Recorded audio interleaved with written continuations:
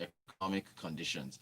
Hey, look, if we want to use harsh economic conditions as a reason not to raise prices on people, then we won't have raised the cost reflective tariffs. Benga Kamu sent a message yesterday, although we're speaking with an analyst that was taking us through the equities market, so we couldn't address that. But if you want to use the harsh conditions, harsh economic conditions as a reason not to raise prices on Nigerians, then don't just leave it at, digital entertainment platforms. Extend the conversation and don't increase VAT.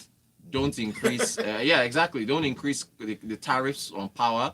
Don't increase, what else now? Other taxes. Don't increase anything. Yes. So we can't be selective. I need to find that clip for the Star Times Actually, CEO. that's a very valid point, Rotus. Reverse the VAT. Reverse everything. If you want businesses to charge less. Fine, you can't be using it just for people who are providing entertainment that have to pay for stuff and then I'll tell them that, oh, because of harsh economic conditions, just suspend everything. So anyway, look, it's hard doing business here. Can't keep telling these businesses that they can't raise their prices and so on and so forth. It's not they have to. Okay, do we have is Fisaya with us yet? Can we hear him? Honorable, is your mic on? We still can't hear Fisaya. What's up with Fisaya's connection? Fisaya, can we hear you? Nope. Okay, we push on. Okay, I need to share this image with you folks. Okay, Fisaya, can we hear you now? Hey, we can hear him. He's up. Okay, I can hear him. I have to make sure Lagos can hear him as well. Fisayo, go ahead and chime in, please, if you will, on this latest request to suspend tariff increases for the digital visual providers of entertainment. I mean, this is the same government that increased, the price of petroleum products. The same government that increased the price of dollars, right? So we should tell them that some of these prices are passed through to the cost of living, right? So they shouldn't expect anything less from other people. So if you increase the price of fuel, increase the price of transportation. If you increase the price of dollars, and I'm importing, I increase the price of my goods. That's how it works. So I don't know. And the messages are saying the same thing. Go ahead, Val. Excuse me. Hugo says, an Amberian LOL. We just do not want to bite the bullet.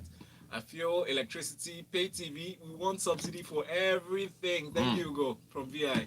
Yinka says both parties are making big mistakes. Let DSTV increase its price and tempt them with pay as you watch. At least there won't be much resistance to that.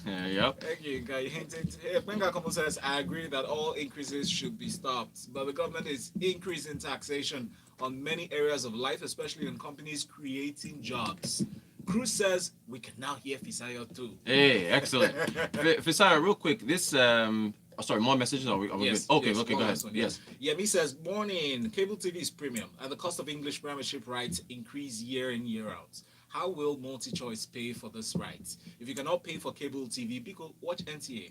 Our government is stressing businesses. DSTV should lead and improve the Showmax and compete with streaming services. All right. Henry Manuel too. Henry Manuel says, I think our government will struggle to define their role within our economy. Encouraging free enterprise is the most benevolent thing any government can do. See, should I give out this gist? When you think about government, the cinemas still haven't been able to open. Yeah, I talked to a cinema exec just yesterday. I was like, I haven't seen him in a while. I thought he traveled, but there's been a flight ban, so he's been in Nigeria all this time.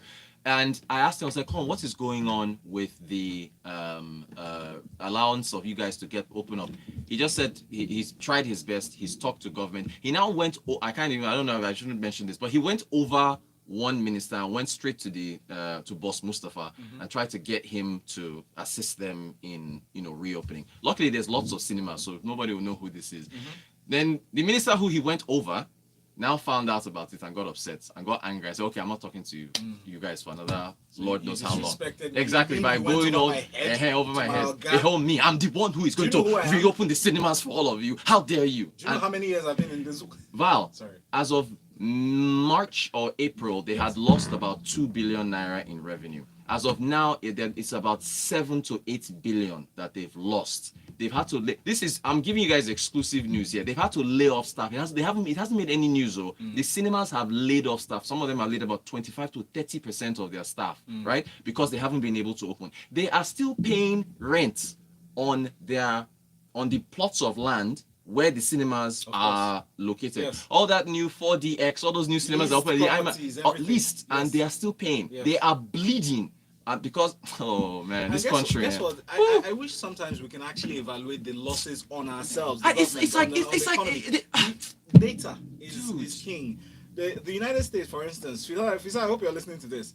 The United States recorded that they lost $91 billion because most American commuters had to stay home. Thank you. So imagine we can keep track of some Of of that, how yeah. much we're losing in Nigeria. We'll be able to make Boy. Look, informed decisions. Fisa, real quick, TikTok. I hear Walmart is now joining Microsoft to buy out TikTok. By the way, speaking of interrupting businesses, not only in Nigeria, Trump, your guy, forced the CEO of TikTok to resign yesterday because he's trying to attack the Chinese and disrupt the company. Fisa, tell us about how the business disruption is going on in the USA, not just Nigeria. Go ahead, Mike is yours. I mean, I don't understand what you mean that the president forced him to resign. The president employ him. Fisa, go ahead. You explain.